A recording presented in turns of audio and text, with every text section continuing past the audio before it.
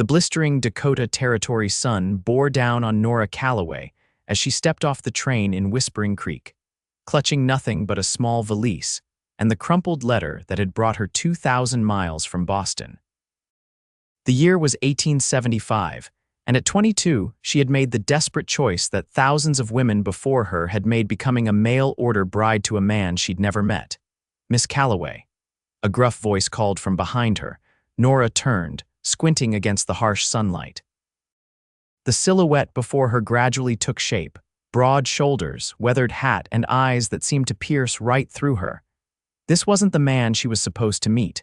"I'm looking for Mr. Xavier Zimmerman," she replied, her voice steadier than she felt. "That'd be me." His voice was like gravel. "You're late." Nora swallowed hard. The correspondence they'd shared over 6 months had been brief, but promising a widow seeking a wife to help with his ranch and raise his young daughter. His letters, penned in an unexpectedly elegant hand, had suggested a man of reasonable education and temperament. But the towering figure before her, with his unsmiling face and cold eyes, bore no resemblance to the man she'd imagined. "The train was delayed in Cheyenne," she explained. There was a "don't much care for excuses," he cut her off, reaching for her bag without asking. "Wagons this way." Fear crept up her spine as she followed him. What had she done? Left everything familiar behind for this, a man who couldn't even bother with common courtesy. The stories she'd heard of mail-order brides meeting cruel fates flooded back to her, each step feeling heavier than the last. Xavier loaded her bag into a weathered wagon without ceremony. "It's a 2-hour ride to the ranch. We best get moving if we want to make it before dark." The first hour passed in suffocating silence. Nora stole glances at her future husband, his profile harsh and unyielding against the sprawling prairie. His hands, she noticed, were scarred and calloused, gripping the reins with unnecessary force. When they hit a particularly rough patch, he didn't even glance her way as she clutched the seat to keep from falling. "Is your daughter at the ranch?" Nora finally ventured, desperate to break the oppressive quiet. "Sarah's with Mrs. Holloway until tomorrow." His response was clipped. "Thought it best you and I get acquainted first." The implication in his words sent a chill through her. In Boston, she'd been a schoolteacher, respected and independent. Now she felt like property, purchased through a few exchanged letters and the promise of a better life. "Mr. Zimmerman," Nora said, gathering her courage, "I think perhaps we should discuss expectations before we arrive." He gave her a sidelong glance that made her shrink back against the hard wooden seat. "Expectations are simple. You keep house, help with the accounts, and raise Sarah proper. I run the ranch, that's what you signed up for. And what of our arrangement, the marriage?" Her voice nearly failed her on the last word. Xavier's jaw tightened. "Preachers coming in 3 days, unless you're having second thoughts." The question hung in the air between them. Was she? Everything about this man screamed danger to her instincts. But what choice did she have? Return to Boston in disgrace, with no family and no prospects, having spent her last dollars on this journey? "No," she finally answered. "No second thoughts." As they crested a hill, the landscape opened up before them, rolling grasslands stretching toward distant mountains, the land painted in hues of gold and amber by the setting sun. It was breathtakingly beautiful and utterly foreign to her New England sensibilities. "There it is," Xavier said, nodding toward a cluster of buildings in the distance. Whispering Z Ranch. The main house was larger than Nora had expected, a 2-story structure of rough-hewn logs with a wide porch wrapping around 3 sides. Several outbuildings dotted the property, along with corrals containing horses that lifted their heads at the wagon's approach. In the fading light, it seemed almost peaceful. As Xavier brought the wagon to a stop, a dog came bounding around the corner of the house, barking excitedly. "Down, Buck," Xavier commanded, and to Nora's surprise, his tone softened slightly when addressing the animal. He helped her down from the wagon with strong hands that released her the moment her feet touched ground. "I'll show you the house, then tend to the horses." Inside, the house was sparsely furnished but clean. A large stone fireplace dominated the main room, with worn but sturdy furniture arranged around it. Xavier moved through the space with the efficiency of a man giving a tour he'd rather not be giving. Kitchen. Parlor. My office is there off limits unless I invite you in. He pointed to a closed door. Upstairs are the bedrooms, Sarah's, mine, and now yours. Separate rooms, Nora couldn't help but ask, relief and confusion mingling in her voice. Xavier's expression darkened. For now. I told you we'll be wed proper in 3 days. Until then, you'll have your privacy. He showed her to a modest room with a narrow bed, a small dresser, and a window overlooking the eastern pasture. Get settled. There's stew warming on the stove when you're hungry. I'll be in the barn. Without another word, he left her alone. Nora sank onto the bed, finally allowing the tears she'd been holding back to fall. What kind of life had she condemned herself to? A loveless marriage to a cold, intimidating man in this wild, remote place. She unpacked her few belongings, placing her mother's Bible on the nightstand and her father's pocket watch beside it. The only other personal item she possessed was a small hand-painted portrait of her parents, both lost to influenza 3 years prior. Their smiling faces seemed to mock her current predicament. After washing her face in the basin provided, Nora made her way downstairs to the kitchen. The stew was simple but filling, and she ate alone at the large wooden table, listening to the unfamiliar sounds of the prairie night closing in around her. She was washing her dish when the door opened and Xavier returned. He'd removed his hat, revealing dark hair streaked with premature silver at the temples. Without the hat shadowing his face, she could better see his features' strong jawline, straight nose that looked as if it had been broken at least once, and those eyes that seemed to shift between blue and gray depending on the light. You found the food, he observed, hanging his hat on a peg by the door. Yes, thank you, it was good. Nora dried her hands on a nearby towel. Mr. Zimmerman, Xavier, he corrected her. If you're going to be my wife, might as well use my given name. Xavier, she tried again, the name foreign on her tongue. I know this is an arrangement of convenience, but I hope we might develop some degree of compatibility. He studied her for a long moment. Mrs. Calloway, miss, she corrected. I've never been married. Something flickered across his face. Your letters mentioned you were widowed. Nora's blood ran cold. No, I wrote that my parents had passed, leaving me alone. I've always been unmarried. Xavier's expression hardened. The agency specified widows only. Women who knew what to expect in a marriage. The agency must have made an error, Nora said, her heart pounding, but I assure you I'm quite capable of you lied. His voice was dangerously quiet. I did no such thing. I never claimed to be widowed. Indignation gave her courage. Check the letters if you don't believe me. The letters are burned, he said flatly. Ranch practice. Nothing kept that could start trouble. Nora fought to keep her composure. Then we have a misunderstanding, not a lie. Xavier ran a hand through his hair, frustration evident in every line of his body. I don't have time for misunderstandings. I need a woman who knows her way around a marriage bed and won't fill my daughter's head with Eastern nonsense. The crude reference to intimacy made Nora flush with embarrassment and anger. I may not have been married before, but I'm not a fool. I'm educated, capable, and I came here prepared to fulfill my part of our arrangement. His laugh was humorless. Educated, just what I need. Another person around here who thinks they know better than me. I never said, get some sleep. He cut her off, turning away. Sarah will be back tomorrow, and you'll need your wits about you. That girl can run circles around grown adults when she sets her mind to it. Where are you going?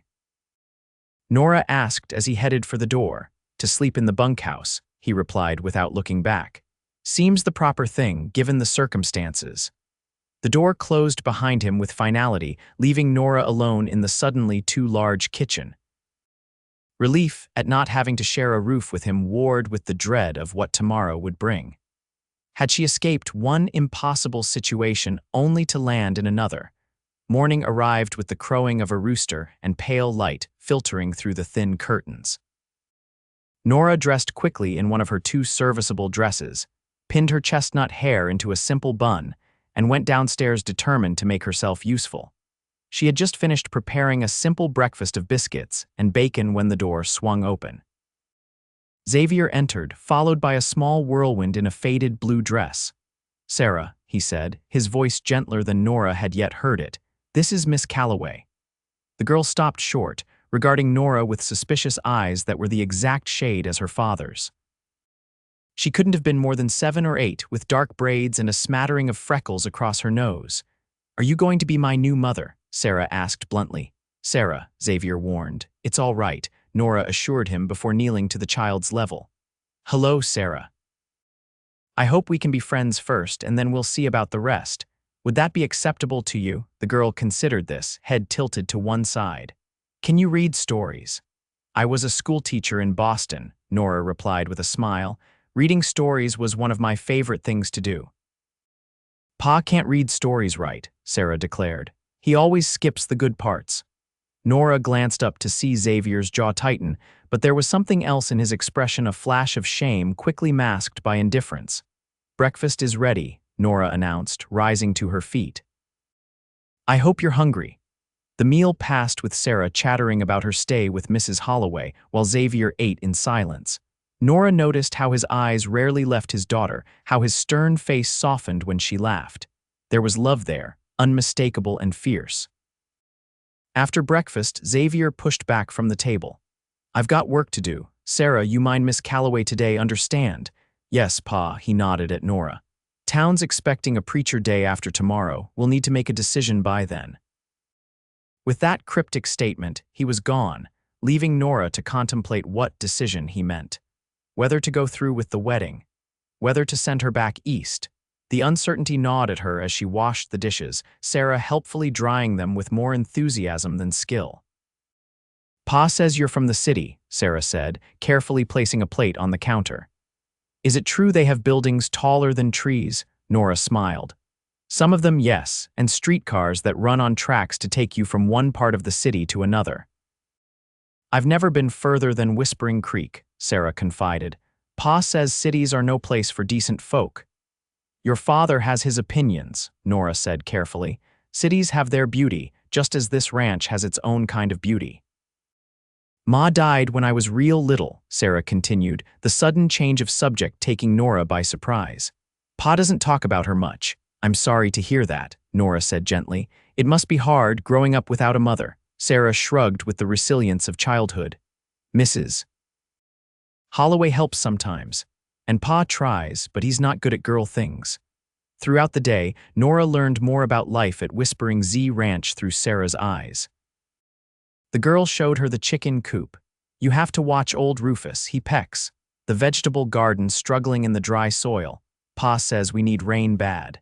And her secret spot by the creek where willow trees provided shade. "Nobody knows about this except me and now you." By late afternoon, Nora had formed a picture of their isolated life. Xavier ran the ranch with the help of just 2 hands, Hank and Miguel, who lived in the bunkhouse. Their nearest neighbor was 3 miles away. The town of Whispering Creek, barely more than a wide spot in the road, was their closest connection to civilization. When Xavier returned for supper, dust-covered and weary, Nora had a hot meal waiting. He seemed surprised, eyeing the table set with the ranch's mismatched plates and the steaming pot of beans and ham.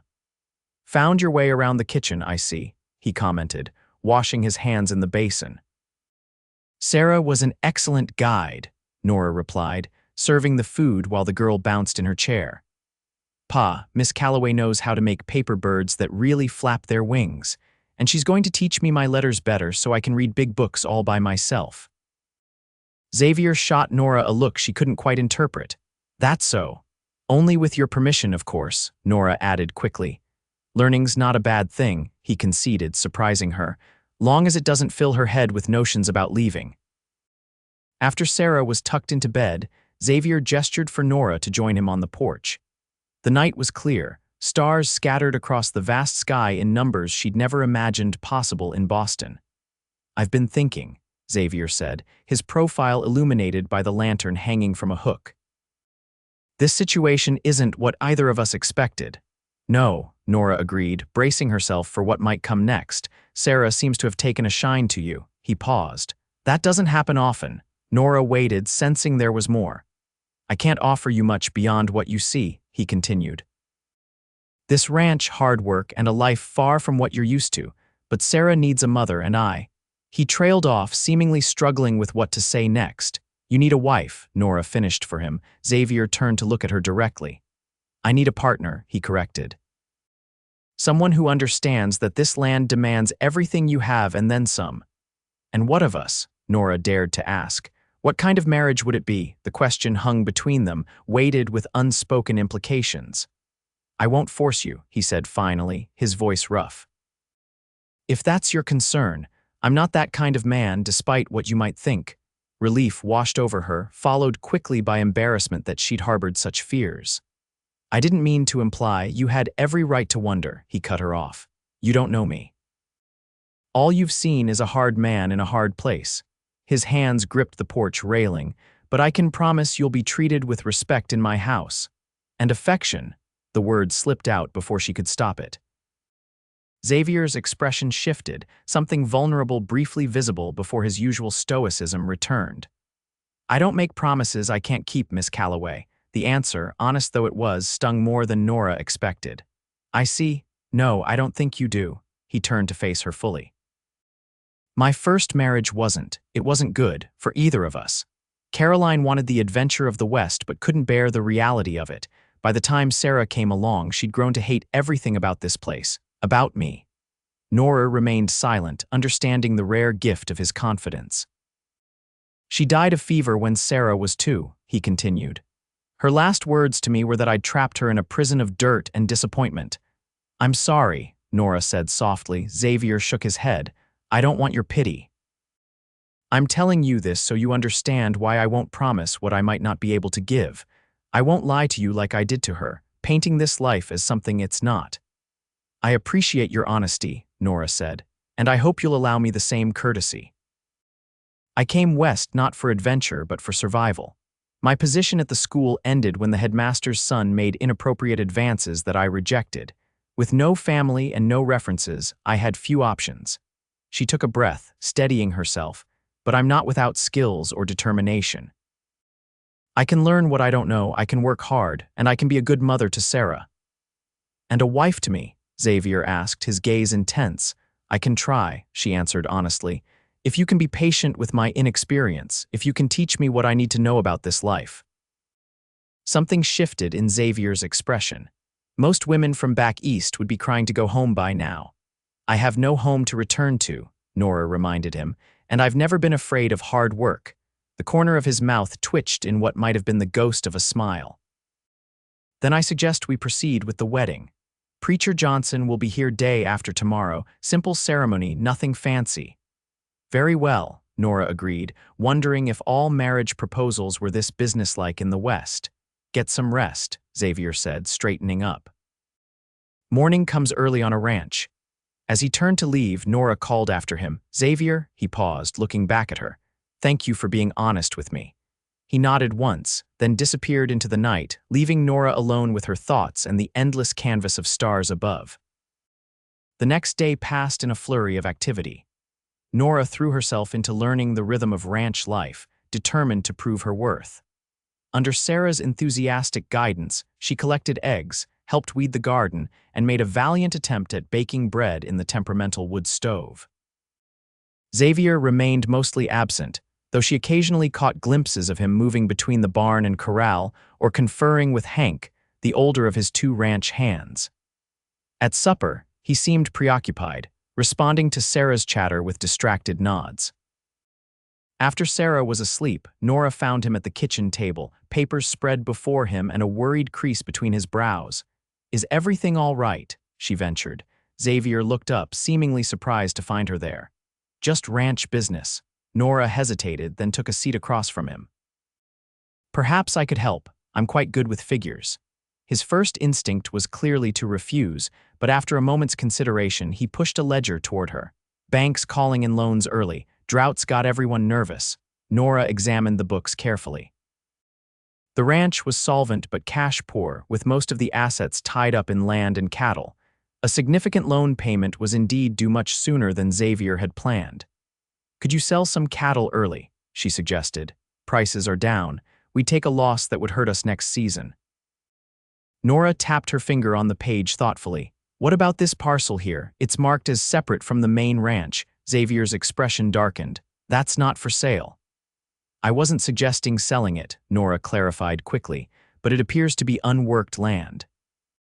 Could it be used as additional collateral to extend the loan terms? He stared at her for a long moment. That land was meant for Sarah. My stake when I first came out here before I built up the main ranch. All the more reason to preserve it, Nora pressed gently. Using it as collateral doesn't mean losing it. It buys time until cattle prices recover. Xavier ran a hand through his hair. You've got a good head for business, Miss Calloway. Nora, she corrected him with a small smile, if we're to be married tomorrow, perhaps you should use my given name. Nora, he repeated, and something about the way he said it sent an unexpected warmth through her. I'll ride into town first thing tomorrow, see if the bank will accept the terms. I could come with you, she offered. Help explain the proposal. He considered this. Might be good to have someone who speaks banker. But what about Sarah? Mrs. Holloway mentioned she'd be bringing a pie over tomorrow. Perhaps she could stay with Sarah until we return. Xavier nodded slowly. All right, we'll leave after breakfast. As Nora rose to head upstairs, Xavier called after her. Nora, she turned back. Thank you, he said simply. The words seemed to cost him something, but the gratitude in his eyes was genuine. For the first time since her arrival, Nora felt a glimmer of hope that perhaps this arrangement might work after all. The ride to town, the next morning, revealed a different Xavier than the one who had collected her from the train. Though still not talkative, he pointed out landmarks and explained aspects of ranching that she found genuinely interesting. She learned that the Whispering Z had been named for the sound the wind made through the cottonwoods along the creek, and the Z was for Zimmerman. My father always said a man should put his name on what he builds, Xavier explained. Make it known that you stand behind your work. Your father was a rancher too, Nora asked. Xavier shook his head. Carpenter back in Pennsylvania, never made it west, died in '62 during the war. I'm sorry, Nora said. You must miss him. Been a long time, Xavier replied, but his tone suggested the wound was still there. What about your folks? Your letters said they passed, but not much else. Influenza took them both 3 winters ago, Nora explained. My father was a clerk in an import business, my mother a homemaker. They were good, kind people who believed in the value of education, even for a daughter. They sound like fine folks, Xavier said. Would they have approved of you coming out here, marrying a stranger? Nora considered this. They would have worried, but they always trusted my judgment. And now, what's your judgment telling you about this situation? His question seemed genuinely curious rather than challenging. That it's too soon to tell, Nora answered honestly, but that there's potential for something worthwhile. Their eyes met briefly before Xavier looked away, turning his attention back to the road ahead. Whispering Creek proved to be even smaller than Nora had imagined, a single dusty street lined with basic establishments. General store, saloon, blacksmith, and a small bank at the far end. People stopped to stare as Xavier helped Nora down from the wagon, whispers following them as they made their way to the bank. Word travels fast, Xavier muttered. They've been waiting to see what kind of woman would agree to marry the Whispering Ztikes unsociable owner. And what will they see? Nora asked, suddenly self-conscious. Xavier glanced down at her, something like pride in his expression. A woman who carries herself like she belongs wherever she stands. The unexpected compliment warmed Nora as they entered the bank. To her surprise, Xavier introduced her as my fiancée, Miss Calloway, and allowed her to take the lead in negotiations. The banker, a thin man named Pearson with suspicious eyes, initially dismissed her presence entirely. Mr. Zimmerman, these are matters best discussed between men of business, he began condescendingly. Miss Calloway is a former educator with excellent arithmetic skills, Xavier replied calmly. She'll be managing the ranch accounts after today, so you might as well get used to dealing with her. Nora seized the opportunity, presenting their proposal with clear logic and firm numbers. When Pearson attempted to interrupt, Xavier simply crossed his arms and said, I'd hear her out if I were you. By the end of the meeting, they had secured an extension on the loan with the additional collateral, at terms more favorable than Xavier had expected. You're quite the negotiator, Xavier remarked as they left the bank. Pearson doesn't usually bend like that. Men like him underestimate women, Nora replied. It can be an advantage if used properly. For the first time, she saw a genuine smile break across Xavier's face, transforming his stern features into something approaching handsome. I believe I may have gotten the better end of this mail order arrangement, Miss Calloway. They spent an hour at the general store, where Xavier surprised Nora by purchasing fabric for new curtains and a small silver hair comb that he awkwardly presented as a wedding gift. It's not much, he said gruffly, but a bride should have something special on her wedding day. Nora touched the delicate silver piece with wonder. It's beautiful, thank you. As they prepared to leave town, a sharp voice called out, Xavier Zimmerman, heard you finally got yourself a mail-order bride. Xavier tensed as a heavy-set man with a florid face emerged from the saloon, followed by two younger men who shared his unfortunate features. Buchanan, Xavier acknowledged coldly. We were just leaving. Aren't you going to introduce us to your purchase? Buchanan sneered, his gaze raking over Nora in a way that made her skin crawl. Xavier stepped slightly in front of her. We have business at the ranch. Heard you're having trouble making payments, Buchanan pressed. My offer still stands. Sell to me now before the bank takes it. Ranch isn't for sale, Xavier replied, his voice dangerously quiet. Not now, not ever. Buchanan laughed unpleasantly. We'll see about that. Drought's not ending anytime soon. When you're broken desperate, I'll be waiting. As they rode back to the ranch, Nora finally asked, Who was that unpleasant man? Elias Buchanan. Owns the Double B Ranch north of here. Been trying to buy me out for years. Why? Xavier was silent for a moment. My land sits on the best water source in the county. Creek runs year-round, even in drought. Buchanan wants to control it all, the water rights, Nora realized. That's why he's so persistent. Man who controls the water controls everything out here, Xavier confirmed. My father-in-law understood that. Left the ranch to Caroline, and she left it to me to hold for Sarah. Your father-in-law founded the Whispering Z. This was the first Nora had heard of it. Xavier nodded. William Preston was one of the first settlers here, built up a good operation before his heart gave out. Buchanan tried to court Caroline after William died, but she chose me instead. He's never forgiven either of us for that. So this is personal as well as business, Nora observed. Most things out here are, Xavier replied grimly. They arrived back at the ranch to find Mrs. Holloway, a plump, cheerful widow, waiting with Sarah and the promised pie. The older woman enveloped Nora in a warm hug. So pleased to meet you properly, my dear. Sarah's been talking non-stop about her new mother-to-be. We're not properly wed yet, Nora reminded her with a smile. Oh, Preacher Johnson sent word he'll be here around 4, Mrs. Holloway informed them.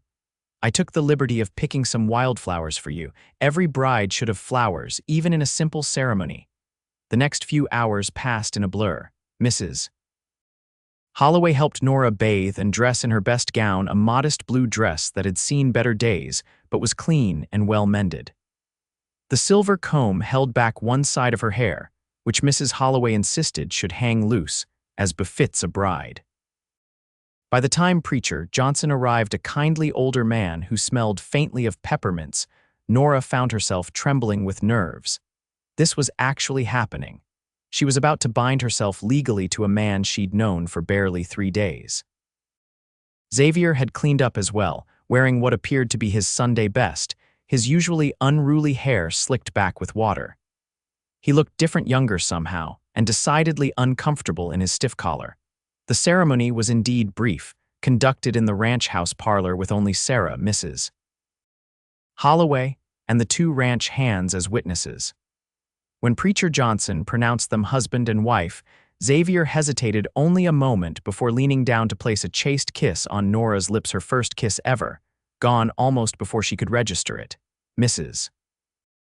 Holloway had prepared a special supper, and the small group celebrated with food, conversation, and even a bit of music when Miguel produced a battered guitar and played folk songs from his native Mexico.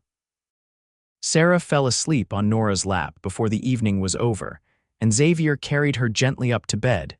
When their guests finally departed, an awkward silence fell over the house. Nora busied herself cleaning up the last of the dishes, acutely aware that the moment she had both anticipated and dreaded was approaching her wedding night. Xavier appeared in the kitchen doorway, his collar now undone, watching her work. "You don't have to do that now," he said. "It can wait till morning." "I don't mind," Nora replied, not meeting his eyes. "It helps me think." He moved closer, taking the dish from her hands and setting it aside. "Nora, look at me." She forced herself to meet his gaze, expecting to see desire or expectation there. Instead, she saw uncertainty that matched her own. "I meant what I said yesterday," Xavier told her quietly. "I won't force you, not tonight, not ever." Relief washed over her, followed by confusion. "But we're married now, don't you want?" "What I want," Xavier said carefully, "is a marriage that begins with trust, not fear." He took a step back, giving her space. "Your room is yours for as long as you need it to be." Nora stared at him, this contradictory man who kept surprising her at every turn. "People will talk if we don't." "If we aren't, people already talk," Xavier shrugged. "Let them." "Why are you doing this?" Nora asked, genuinely puzzled. Xavier's expression softened. "Because somewhere along the way, someone taught you to expect cruelty from men, and I aim to prove them wrong." With that, he bid her good night and retreated to his own room, leaving Nora standing in the kitchen, wondering if perhaps she had misjudged him entirely. The weeks that followed settled into a rhythm. Nora learned the routine of ranch life: the early mornings, the constant work, the satisfaction of seeing immediate results from her labor. She took over the household accounts as promised, implementing a more organized system that Xavier grudgingly admitted was an improvement. Sarah blossomed under Nora's attention, eagerly absorbing reading lessons and helping with chores with less complaint than before. The girl's initial wariness had transformed into a touching devotion that sometimes brought tears to Nora's eyes. As for Xavier, he remained something of an enigma. During the day, he worked from dawn until dusk, often returning too exhausted for more than basic conversation. But occasionally, Nora would catch him watching her with an expression she couldn't quite decipher, something between wonder and wariness. They continued to maintain separate bedrooms, though the arrangement was beginning to feel more awkward than comfortable to Nora. Not because she felt pressured, but because she was starting to wonder what it would be like to know Xavier as a true husband. One evening, as summer heat gave way to the first hints of autumn coolness, Nora found Xavier on the porch after Sarah was asleep. "May I join you?" she asked. 2 cups of coffee in her hands, he nodded, accepting one of the cups with a murmured thanks.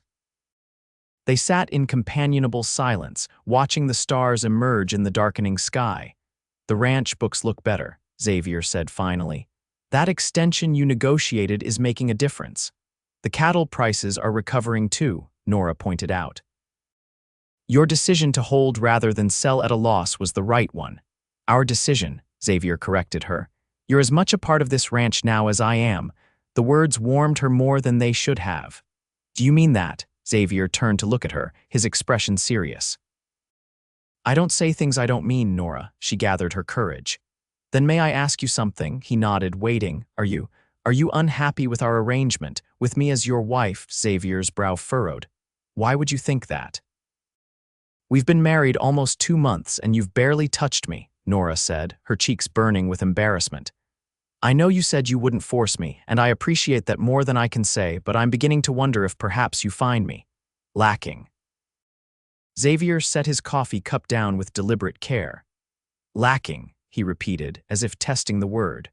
"Nora, do you have any idea how many times I've had to stop myself from touching you? How often I've lain awake in my room, knowing you're just down the hall?" His honesty took her breath away. "Then why?" "Because I wanted to be sure," Xavier said, his voice rough with emotion. "Sure that when you came to me it would be because you wanted to, not because you felt obligated." "And if I told you I wanted to now," Nora whispered. Xavier's eyes darkened. "I'd ask if you were certain." "I am," she said, surprising herself with how true it was. Over these weeks, she had come to see the man beneath the stern exterior, his unwavering devotion to Sarah, his quiet integrity, the gentle way he handled injured animals, the respect he showed to everyone who worked for him regardless of their station or background. He stood, offering his hand to help her up. When she took it, he didn't let go, instead drawing her closer until she could feel the heat of his body. "I've never been with a man before," Nora admitted, her voice barely audible. "I know," Xavier said softly. "We'll go slow. And if at any point you want to stop, just say the word." He led her upstairs, not to his room but to hers, a gesture that spoke volumes about his consideration. Once inside, he kissed her properly for the first time, a gentle exploration that gradually deepened as Nora responded with growing confidence. When he finally pulled away, they were both breathing hard. "Still certain?" he asked. "More than ever," Nora assured him. What followed was a revelation. Where Nora had expected awkwardness or pain, she found tenderness and a growing pleasure that took her by surprise. Xavier was patient, attentive to her reactions, guiding her through this new territory with a care that moved her deeply. Afterward, as they lay tangled together in the narrow bed, Nora rested her head on his chest, listening to the steady beat of his heart. "Xavier." His fingers traced lazy patterns on her bare shoulder. "Thank you." "For what?" "For being nothing like I feared," she said honestly. He was quiet for a long moment. "I'm not a gentle man by nature, Nora. This life doesn't allow for much gentleness." Nora propped herself up to look at him. "I disagree. I've seen how gentle you are with Sarah, with the new foals, even with that hawk you found with the broken wing." "That's different, is it?" She traced the line of his jaw. "I think there's more gentleness in you than you know." Xavier caught her hand, pressing a kiss to her palm. "If there is, it's because you brought it out of me." "How do you figure that?" Nora asked. His eyes held hers, vulnerability evident in their depths. "You're the first gentle thing I've known in a long, long time. Makes a man remember there's more to life than just surviving it." The words struck Nora with the force of a physical blow. In that moment, she realized that what had begun as an arrangement of convenience had become something much deeper, at least for her. She was falling in love with Xavier Zimmerman, with his strength and his hidden tenderness, with the life they were building together. "Stay with me tonight?" she asked. His answer was to pull her closer, settling her against his side as if she belonged there. Perhaps, Nora thought as sleep claimed her. She did. The seasons turned, autumn giving way to a winter harsher than any Nora had experienced in Boston. The ranch became an island in a sea of snow, daily chores made more difficult by biting cold and shortened daylight. Yet inside the house, warmth prevailed, both physical and emotional. Xavier and Nora now shared a room, their initial hesitancy replaced by a deepening intimacy that extended beyond the physical. In the quiet evenings after Sarah was asleep, they would talk for hours, Xavier sharing stories of his early days on the ranch, Nora describing her childhood in Boston and her dreams of someday opening her own school. "You miss teaching," Xavier observed one night as they lay together, the wind howling outside their window. "I do," Nora admitted, "though I love our life here." Xavier was quiet for a moment. "There are children at neighboring ranches who get little schooling. Buchanan's ranch hands have families, and there are a few homesteaders' children too." Nora sat up, looking at him in surprise. "What are you suggesting? Maybe come spring we could fix up the old bunkhouse as a schoolroom, offer lessons a few days a week." The thoughtfulness of the suggestion brought tears to Nora's eyes. "You do that for me," Xavier brushed a strand of hair from her face. "I do a lot more than that for you, Nora Zimmerman." It was the first time he'd used her married name with such tenderness, and something about it made her heart swell. "I love you," she said, the words escaping before she could consider them. Xavier went still. For a terrible moment, Nora feared she'd spoken too soon, revealed too much. Then his arms tightened around her. "Say it again," he whispered. "I love you." He kissed her then, with a passion that left no doubt about his feelings. When he finally pulled away, his voice was rough with emotion. "I never thought I'd hear those words again, never thought I'd want to." "You don't have to say it back," Nora assured him, though a small part of her ached for the words. "I'm not good with words," Xavier admitted. "Never have been, but I do love you, Nora, more than I knew I could love anyone again." The confession, simple and unadorned, was all the more powerful for his obvious struggle to express it.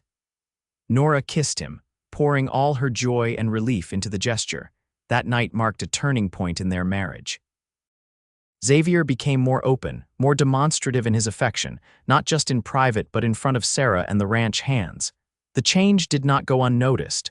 "Boss seems different these days," Hank remarked to Nora one morning as they fed the chickens together. "Reckon that's your doing, madam." "I think we've been good for each other," Nora replied diplomatically. Hank grinned. "Been working for Mr. Zimmerman 5 years now. First time I've seen him smile regular-like." Spring arrived with renewed hope. The drought had broken over the winter, promising better grazing for the cattle. As promised, Xavier and the hands converted the old bunkhouse into a simple schoolroom, complete with a chalkboard and rough-hewn desks.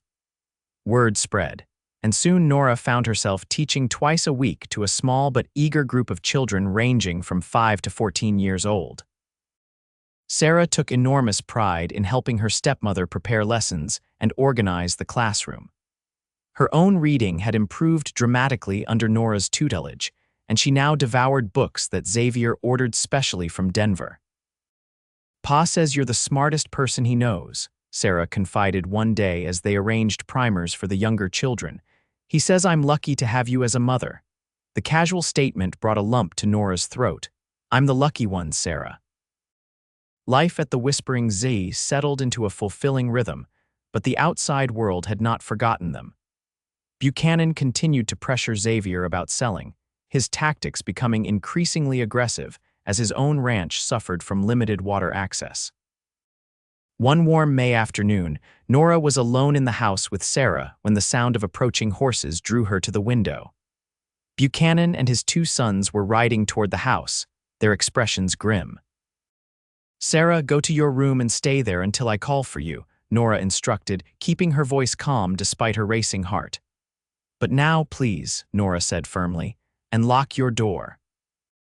Once Sarah was safely upstairs, Nora took a deep breath and stepped onto the porch, wishing Xavier wasn't out checking the north pasture with Hank and Miguel.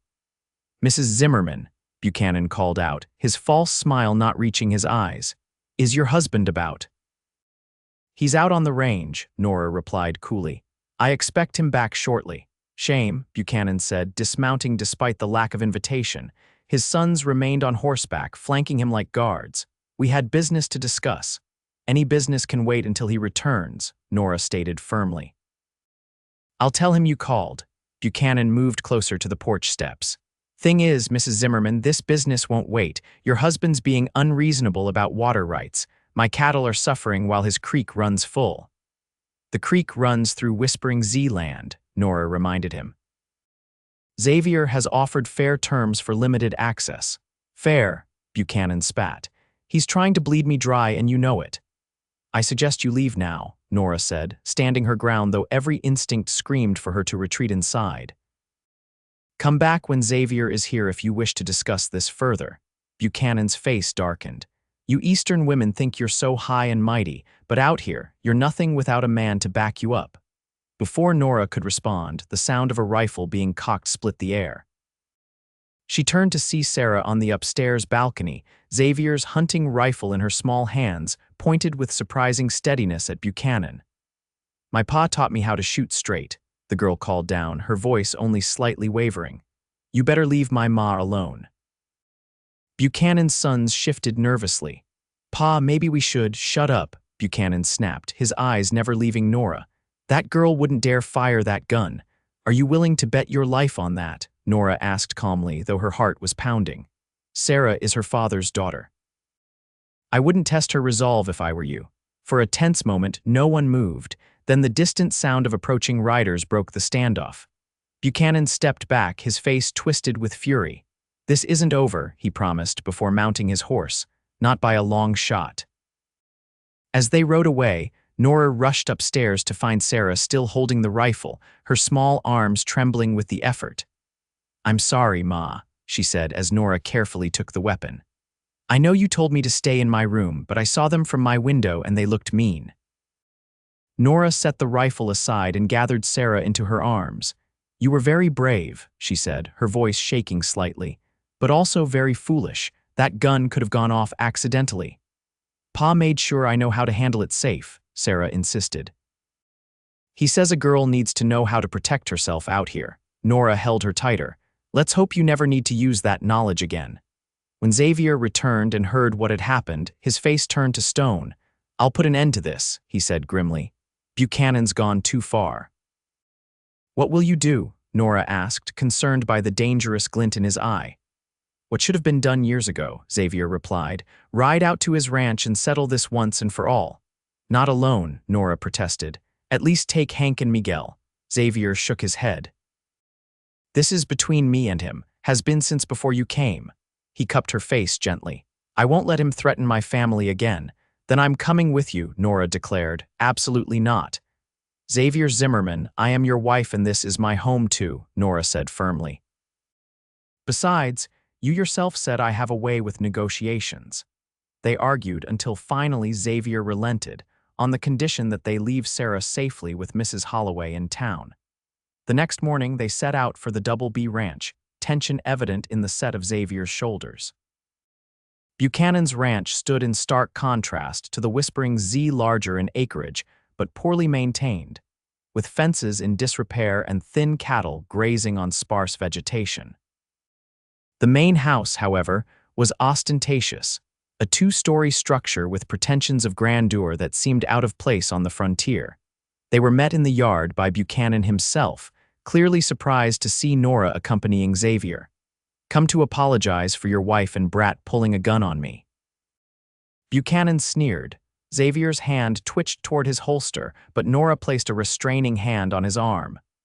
"Mr. Buchanan," she said evenly, "we've come to discuss a permanent solution to the water issue." "Only solution is for Zimmerman to sell me what should have been mine in the first place," Buchanan declared.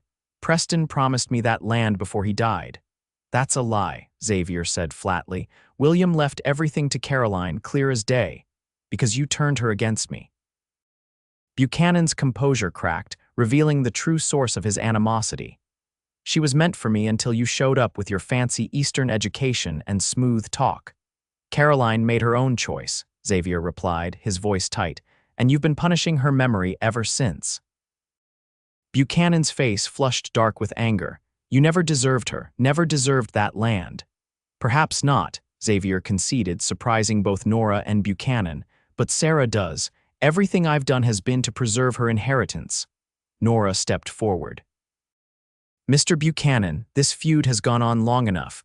We're prepared to offer you a fair water sharing agreement, legally binding and equitable to both ranches." "Why should I settle for that when I can take it all?" Buchanan challenged. "Because you're losing more than water," Nora pointed out. "Your reputation in the county is suffering. The bank is questioning your management. How long before they call in your loans too?" Buchanan's expression revealed she'd hit a nerve. "What do you know about my dealings with the bank?" "Mr. Pearson is more talkative than he should be," Nora replied, taking a calculated risk. "Especially when discussing ranchers who are overextended." Xavier shot her a quick, impressed glance as Buchanan's bluster faltered. "What kind of water rights are you offering?" he finally asked, his tone grudgingly practical. For the next hour, they negotiated terms, Buchanan receiving regulated access to the creek, with strict limits during drought periods, in exchange for a right-of-way across a corner of his property that would give the Whispering Z a shorter route to town. By the time the agreement was drafted and signed, the sun was setting. Buchanan was clearly unhappy but resigned, understanding that this compromise was better than the financial ruin that loomed if the feud continued. As they mounted their horses to leave, Buchanan called after them, "This doesn't make us friends, Zimmerman." "Never expected it would," Xavier replied evenly, "but it does make us neighbors who can live in peace." They rode home in the gathering twilight, the tension gradually easing from Xavier's shoulders. "That was impressive negotiating," he said finally. "How did you know about Buchanan's troubles with the bank?" Nora smiled. "I didn't, but men like him always overextend themselves." "It was a calculated guess." Xavier laughed, the sound startling a nearby jackrabbit. "Remind me never to play poker with you, Mrs. Zimmerman." "I'll teach you all my tells," Nora promised, enjoying the way his eyes crinkled at the corners when he smiled. "I believe you've saved us from years of trouble today," Xavier said more seriously. Buchanan won't give up entirely, but you've given him a way to retreat with his pride somewhat intact. We did it together, Nora corrected him. That's what marriage is supposed to be, isn't it? A partnership. Xavier reached across the space between their horses to take her hand. Best partnership I never expected to have. As they crested the hill overlooking their ranch, the setting sun bathed the buildings in golden light. Smoke rose from the chimney where Hank had likely started a fire in anticipation of their return. It was, Nora realized, the most beautiful sight she could imagine home in a place she'd once feared would be her prison. It's beautiful, isn't it? She said softly. Xavier wasn't looking at the ranch. Yes, he agreed, his eyes fixed on her face. The most beautiful thing I've ever seen. Summer passed into fall and fall into winter once more. The Whispering Z prospered under their joint stewardship, with Xavier handling the cattle operations while Nora managed the finances and expanded her small school to 3 days a week. Even Buchanan maintained the uneasy peace established by their agreement, though he rarely missed an opportunity to scowl when they encountered him in town. As Christmas approached, Nora found herself feeling increasingly unwell in the mornings. When the pattern continued for 2 weeks, she finally confided in Mrs. Holloway during one of the older woman's visits. The widow's face broke into a delighted smile. Why, Mrs. Zimmerman, I do believe you're in the family way. Nora's hand flew to her stomach. You really think so? All the signs are there, Mrs. Holloway assured her. Have you told Xavier yet? No, Nora admitted. I wanted to be sure. Well, no one can be absolutely certain until the blessed event occurs, Mrs. Holloway said practically, but I've helped bring enough babies into this world to recognize the signs. You should tell him soon. Men like to have time to get used to the idea. That evening, after Sarah was asleep, Nora found Xavier in his office, reviewing the cattle tallies from the fall roundup. May I interrupt? She asked from the doorway. He looked up with a smile that still had the power to make her heart race. For you, always. Nora crossed to perch on the edge of his desk, suddenly nervous. I have something to tell you. Xavier set down his pencil, giving her his full attention. Is everything all right? Yes, Nora assured him quickly. At least, I hope you'll think so. She took a deep breath. Xavier, I believe I'm going to have a baby, our baby. His expression froze, then transformed through a series of emotions so rapid she couldn't track them all: shock, disbelief, worry, and finally, a joy so pure it took her breath away. A baby, he repeated, standing to pull her into his arms. Are you certain, Mrs. Holloway seems to think so, Nora said, laughing through sudden tears, and she's rarely wrong about such things. Xavier placed a gentle hand on her still flat stomach. When? Early summer, we think. A summer baby, Xavier mused, wonder in his voice. Sarah will be thrilled to be a big sister. You're happy then? Nora asked, needing to hear the words. Happy doesn't begin to cover it, Xavier assured her, his own eyes suspiciously bright. Nora, when you came here, I thought the best I could hope for was someone to keep house and help raise Sarah. I never imagined. He trailed off, seemingly overcome. What? She prompted gently. I never imagined I could be this happy again, he finished, pulling her close. That I could have a true partner, someone who sees me, all of me, and loves me anyway, someone who makes me want to be better than I am. You are everything I could have wished for, Nora told him, meaning every word, and so much more than I ever dared to hope for when I stepped off that train. Xavier laughed softly. I was such a bear that day. I'm amazed you didn't turn right around and head back east. I considered it, Nora admitted. You were quite intimidating. And you were the bravest woman I'd ever seen, Xavier countered, standing your ground despite being terrified. I knew right then you were something special, even if I was too stubborn to admit it. They broke the news to Sarah the next morning. The girls' excitement was everything they'd hoped for, jumping up and down, peppering them with questions about when the baby would arrive and whether it would be a boy or girl. If it's a girl, can we name her after my real mama? Sarah asked, her expression suddenly serious. So she won't be forgotten, Xavier knelt to his daughter's level. I think that's a fine idea, Sarah. Your mother would be honored. And if it's a boy, Nora asked gently. Sarah considered this. After Grandpa William, Pa says he was the bravest man ever. Xavier's eyes met Nora's over their daughter's head, William for a boy, Caroline for a girl, he agreed. Perfect. The winter passed slowly, with Nora's condition becoming more evident as the months progressed. Xavier grew increasingly protective, insisting she reduce her teaching schedule and hiring a young woman from town to help with household chores despite Nora's protests that she was perfectly capable. "Humor me," he'd say whenever she objected. "Let me take care of you for once, since you're always taking care of everyone else." As spring arrived, bringing new life to the ranch in the form of calves and foals, Nora's anticipation grew. Their baby would be born into this beautiful, wild place so different from the Boston she'd known, yet now so deeply home that she could hardly remember a time when she'd lived anywhere else. On a warm June morning, just as the sun was cresting the eastern hills, Nora's labor began. Mrs. Holloway was summoned, along with the doctor from the next town over. Xavier paced the porch while Sarah was sent to stay with Hank's wife at the new bunkhouse they'd built the previous fall.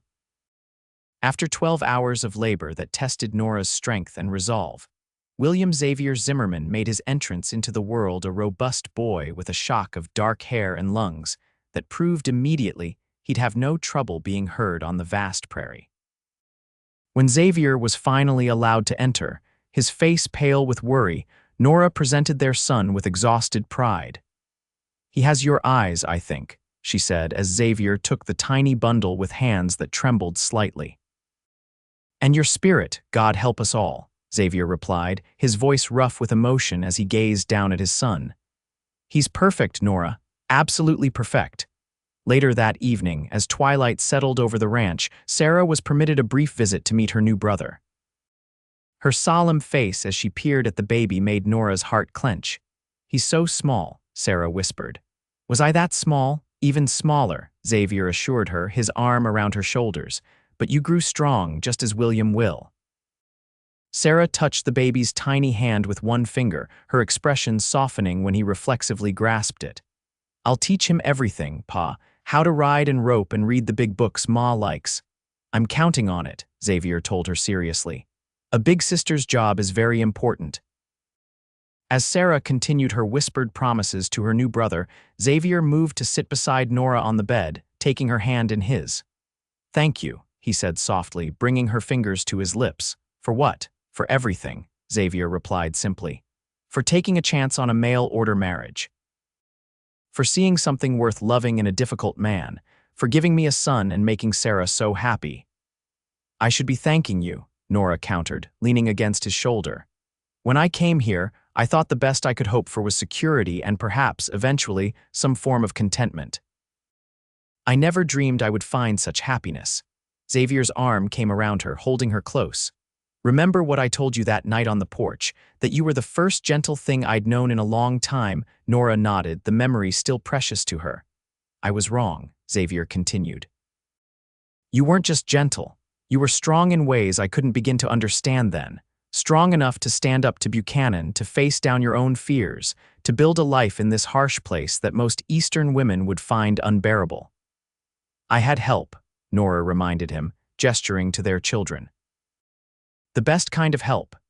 As night fell fully, casting the room in soft shadows, Nora looked at her family, Xavier beside her, Sarah now curled up asleep at the foot of the bed, baby William nursing contentedly, and felt a completeness she had never known was possible.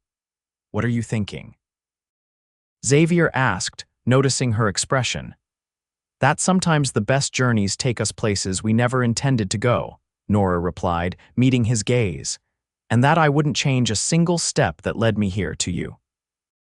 Xavier's kiss was gentle, but held the promise of the passion they shared, of the years stretching before them, of a love that had begun as an arrangement but had grown into something neither of them could have imagined on that dusty afternoon when a frightened mail-order bride first met the man who would become her heart's true home. "Neither would I," Xavier whispered against her lips. "Not a single step."